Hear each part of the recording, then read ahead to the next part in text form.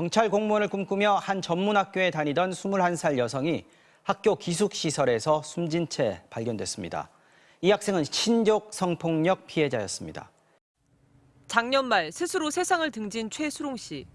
그를 죽음으로 내몬 사람은 친아버지였습니다.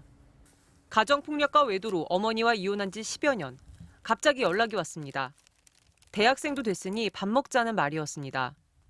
그런데 식사 뒤 집 구경을 시켜주겠다던 아버지는 태도가 돌변했습니다.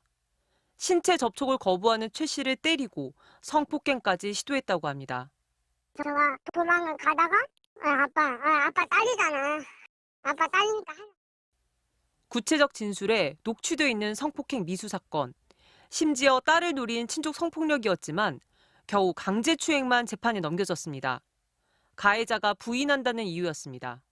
친딸이고 그러기 때문에 경찰이 함부로 피해자 한 명의 얘기만 듣고 이게 성범죄다가 이렇게 단정할 게 쉽지가 않아요. 1년 가까이 고통받던 최 씨가 숨진 뒤에야 상황은 달라졌습니다. 재판 도중 판사가 가해자를 직권으로 구속했습니다. 법정 구속되면서 나중에 이제 두고 보자는 식으로 미안하단 말 한마디 없었어요. 혼자 남은 어머니의 싸움은 힘겨웠습니다. 피해자 지원단체가 구해준 변호사마저 피해자가 사망했으니 대리권이 없다며 법정에 출석하지 않았습니다. 그러자 가해자인 아버지 측 변호인이 반격에 나섰습니다. 어머니를 증인으로 불러 최 씨가 어릴 때부터 정신적 문제가 있지 않았냐, 예전에도 자살 시도한 거 아니냐며 가슴을 후벼 팠습니다. 딸을 갖다가 아무리 죽었어도 그렇지 정신병자 만들려고 하는 거 아니겠어요. 이게 사람이냐고. 검찰은 지난달 공판에서 가해자에게 징역 10년을 선고해달라고 재판부에 요청했습니다. 강제추행 혐의로는 그래도 높은 형량입니다. 딸을 앞세워 보낸 충격으로 어머니는 단기 기억 상실증에 시달리지만 절대 잊을 수 없는 날짜가 있습니다. 오는 24일, 가해자에 대한 선고 공판일입니다. 더 형량이 높아야 될 것 같아요. 한 사람의 문제가 아니라 가족 전체의 문제이기 때문에 중복장에 가서 애한테 대신 내가 사과 받아왔다. 그렇게 하고 말하고 싶어요. MBC 뉴스 조재영입니다. 조직폭력배 부두목에서 목사로 변신한 한 40대 남성. 스스로를 서울역 목사라고 칭하며 노숙인들에게 봉사를 하고 공개적인 활동을 해왔는데요. 그런데 이 목사가 미성년자인 친딸에게 성범죄를 저지른 혐의로 구속 기소된 사실이 확인됐습니다. 임병찬 기자가 단독 취재했습니다. 지하도에서 노숙인들에게 음식을 나눠주는 남성. 오늘은 치킨하고요. 그리고 양말하고 핫팩하고 큰누님이 해주신 떡하고 나눠드리려고 왔는데요. 명절 앞이라서 굉장히 춥습니다. 이른바 서울역 목사로 알려진 48살 이모 씨입니다. 이 씨는 경남 창원 폭력 조직의 부두목 출신으로 지난 2020년 6년의 수감 생활 뒤 목사로 변신했습니다. 저희들은 교도소 찬양단입니다. 저는 단장을 맡고 있고요. 저희들은 교도소에서 하나님을 만난 사람들입니다. 그런데 최근 검찰이 미성년자인 친딸에게 성범죄를 저지른 혐의로 이 씨를 구속 기소했습니다. 이 씨의 두 딸은 부모가 이혼을 한 뒤 외가에 살았는데 아버지 이 씨가 지난 2021년 14살 큰딸을 만났을 때 성추행을 했다는 혐의입니다. 차 안에서 처음에 이제 모르고 바지를 내려서 애에게 손을 갖다가 이렇게 만지겠다더라고요. 게다가 큰딸은 자신이 7살이었던 9년 전에는 성폭행도 당했다고 경찰에 증언했습니다. 자고 있는 배를 갖다가 막 비벼댔대. 깼는데 아가 계속 자는 척을 했대. 무서워서.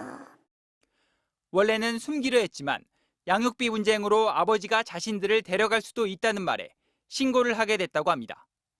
처음에는 죽으려고 했을 때 동생이 그러지 마 차라리 경찰서 가는 게 어떠냐 그랬을 때.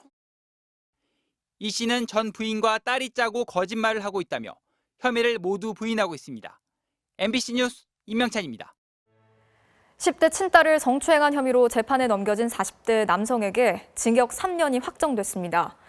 딸이 수사 과정에서와 달리 법정에서는 아빠가 미워서 거짓말을 했다면서 진술을 번복하기도 했지만 가족들의 회유와 압박이 있었다는 점에 주목해서 대법원은 초기 진술의 신빙성을 인정했습니다. 보도에 공윤선 기자입니다. 지난 2014년 A씨는 자신의 집에서 당시 10살인 친딸 B양의 몸을 강제로 만졌습니다. 이런 추행은 2018년까지 2번 더 있었습니다. 참다 못한 B양은 피해 사실을 해바라기 센터 등 수사기관에 털어놨습니다. 범행 당시 아빠가 다른 사람한테 얘기하지 마라. 이거 말하면 아빠 감방 간다는 말을 했다든지 아빠가 보복할까 봐 말을 못하다 언론의 미투 운동을 보고 신고를 결심했다는 등 구체적인 진술이 이루어졌습니다. 결국 재판에 넘겨진 A씨. 하지만 1심은 강제추행 혐의를 무죄로 판단했습니다. 법정에서 B양이 아빠가 미워서 거짓말을 했던 것이라며 갑자기 말을 바꾼 겁니다. 그런데 항소심은 달랐습니다. 욕설을 한 정서적 학대 혐의만 인정해 집행유예를 선고한 1심을 뒤엎고 강제추행 혐의까지 모두 유죄라며 징역 3년을 선고한 겁니다. B양의 법정 진술보다 수사 단계에서 한 말의 신빙성에 무게를 뒀습니다. 법정에 나오기 전 어머니가 아버지의 범행을 사실이 아닌 걸로 말하라고 눈치를 주는 등 가족들의 회유와 압박이 있었던 점에 주목한 겁니다. 오늘 원심을 확정한 대법원은 가족 간 발생한 성범죄의 미성년 피해자의 경우 그 특수성을 고려해야 한다고 강조했습니다. 가족들의 지속되는 회유와 압박 등으로 인하여 번복되거나 불분명해질 수 있는 취약성이 있으므로 최초 피해자 진술의 신빙성을 판단함에 있어서는 이러한 점을 충분히 고려해야 한다는. 대법원은 또 법정 진술을 최우선시하는 이른바 공판 중심주의 원칙보다는 진술의 신빙성에 주목했다고 판결의 의미를 설명했습니다. MBC 뉴스 공윤선입니다.